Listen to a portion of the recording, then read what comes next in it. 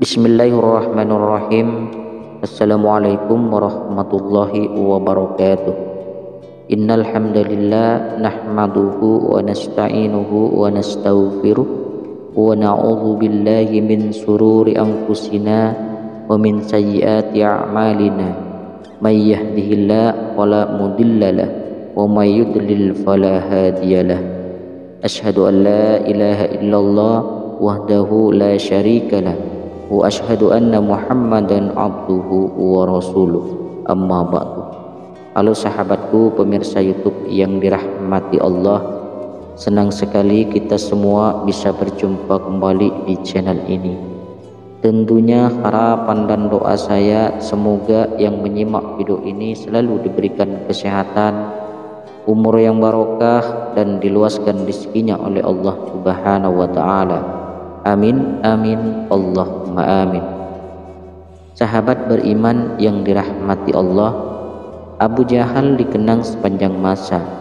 Berbeda dengan Nabi, Abu Jahal justru diingat sebagai sosok antagonis dalam sejarah Islam karena membenci Allah dan Rasulullah Shallallahu Alaihi Wasallam.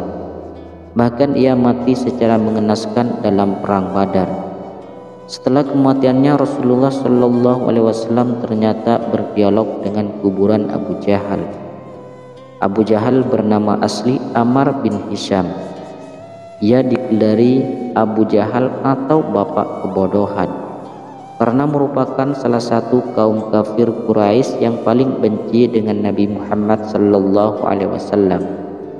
Bukan perkara mudah bagi Abu Jahal untuk melihat cahaya Islam. Rasa iri dan persaingan oleh Bani Maksum dan keturunannya kepada silsilah Bani Hashim seperti Bani Abdul Manaf dan Bani Qusay membuat hatinya teramat keras. Abu Jahal berasal dari Bani Maksum sementara Nabi Muhammad dari Bani Hashim.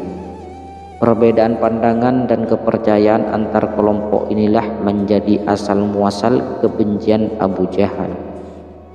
Ungkapan tersebut pernah disampaikan Abu Jahal kepada Mughirah bin Subay yang dikutip dalam buku Cahaya Abadi Muhammad Sallallahu Alaihi Wasallam, Kebanggaan Umat Islam, karya Muhammad Fatullah Gulen. Suatu hari Mughirah dan Abu Jahal menyusuri jalan kota Mekah. Di perjalanan mereka berpapasan dengan Rasulullah. Saat itu Rasulullah mengajak mereka untuk mengikuti jalan Allah. Namun sekonyong-konyong Abu Jahal menolak seruan Nabi. Setelah Rasulullah meninggalkan mereka, Abu Jahal lalu menyampaikan unek-uneknya kepada Mughirah. Demi Tuhan, sebenarnya aku tahu apa yang dia katakan memang benar. Tapi ada suatu hal yang menghalangiku dari mengimani dia, yaitu bahwa dulu Bani Qusay berkata kami memiliki hak al-ijabah. Kami pun menyahut baik. Lalu mereka berkata lagi, kami memiliki hak asikaya. Kami pun menyahut baik. Lalu mereka berkata lagi, kami memiliki hak an-nadwa. Kami pun menyahut baik. Lalu mereka berkata lagi, kami memiliki hak al-liwah. Kami pun menyahut baik. Lalu mereka memberi makanan sebagaimana kami juga memberi makanan. Sampai ketika bahu kami bersentuhan. Mereka berkata, dari Nabi ada seorang Nabi, kalau itu maka demi Tuhan aku tidak akan menyetujuinya.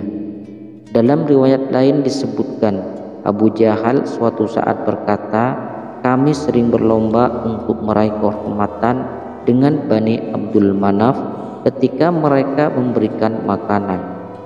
Kami pun memberikan makanan. Ketika mereka membuat barang perniagaan, kami pun membuat barang perniagaan. Ketika mereka memberi, kami pun memberi. Sampai ketika bau kami bersentuhan dan kami seperti kuda pacu. Mereka berkata, dari kami ada seorang nabi yang mendapat wahyu dari langit. Bagaimana mungkin kami akan mengakui itu? Demi Tuhan, kami tidak akan pernah mau mendengar atau mempercayainya selamanya. Bahkan hingga menjelang ajalnya, Abu Jahal tak sekalipun tertarik untuk beriman kepada Allah Subhanahu wa taala dan Rasulullah sallallahu alaihi wasallam. Ia menghembuskan nafas terakhir saat perang Badar. Dalam kitab ringkasan Sahih Muslim karya M. Nasiruddin Albani diceritakan bagaimana Abu Jahal berpulang. Terik matahari Madinah di kampung Badar pada 17 Ramadan 2 Hijriah terasa lebih panas dari biasanya. Giliran perang Muslim melawan Quraisy pun dimulai siang itu.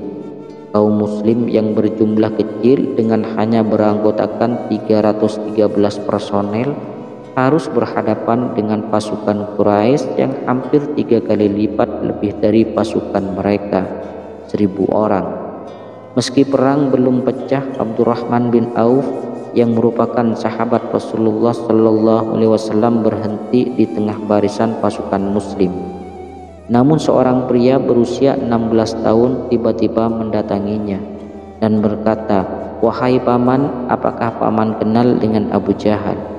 "Ya, aku kenal. Tapi kamu ada keperluan apa dengannya?" "Saya dengar Abu Jahal selalu memaki Rasulullah selama di Mekah.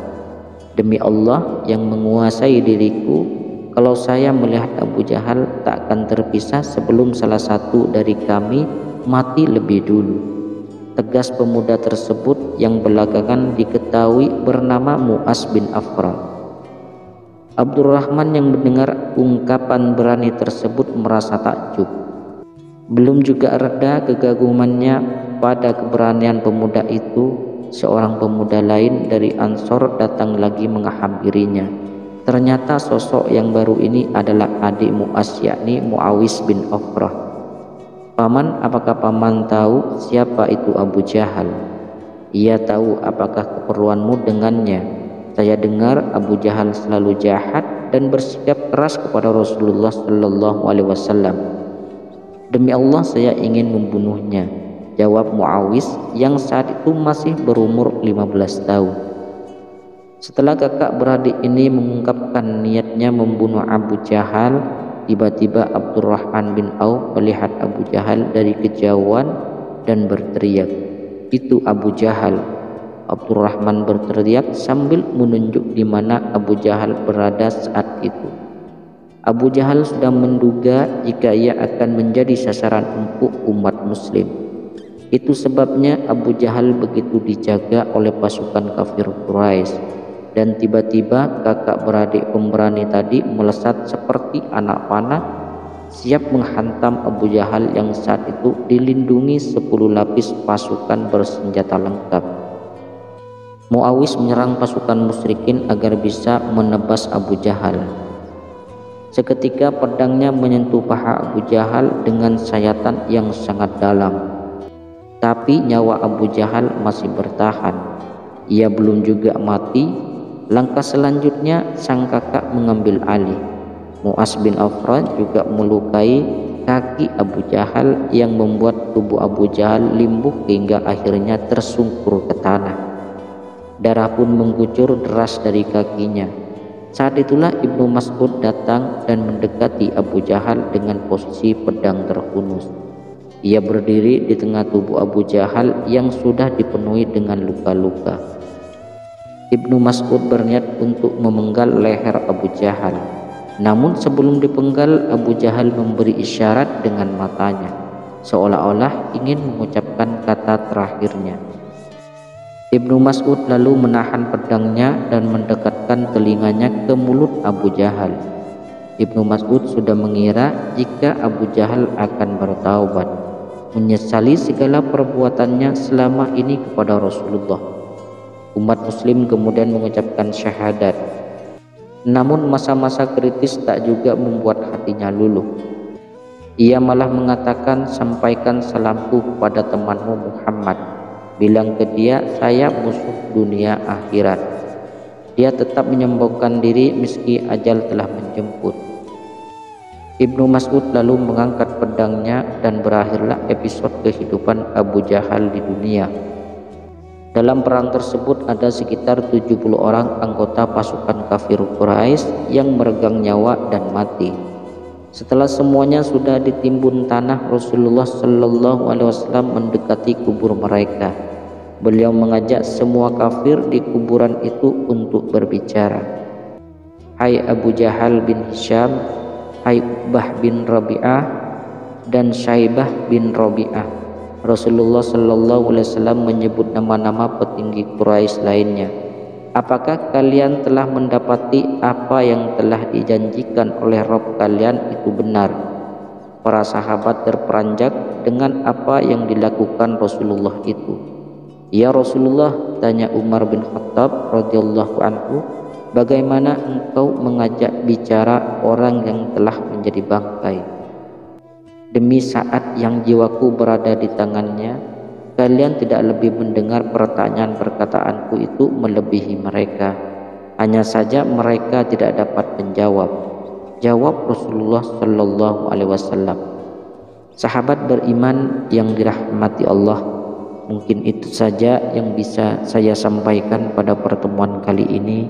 Semoga video ini bermanfaat bagi kita, keluarga kita, dan juga orang lain. Assalamualaikum warahmatullahi wabarakatuh.